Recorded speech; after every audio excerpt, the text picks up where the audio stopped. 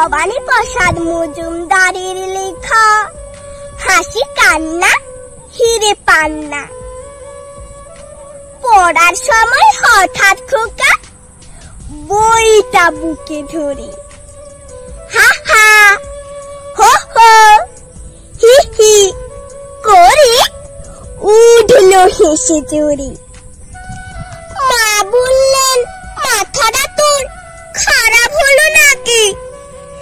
সাত সকালে বোকার মতন হাসার কারণটা কি? বললে, খোকা মোটেই বোকা নই কো আমি মাগো। কারণটা না বুঝে নিয়েছে আমার উপর রাগো। এই দেখো কি বইতে লেখা, কাজের ফাঁকে ফাঁকে প্রাণ ভরে রোজ হাসলে জোরে স্বাস্থ্য ভালো থাকে। পাশের ঘরে হঠাৎ খুকু দু চার পাতা পড়ে ফেউ ফেউ ফেউ ফেউ ফেউ ফেউ উঠল কেঁদে জোরে।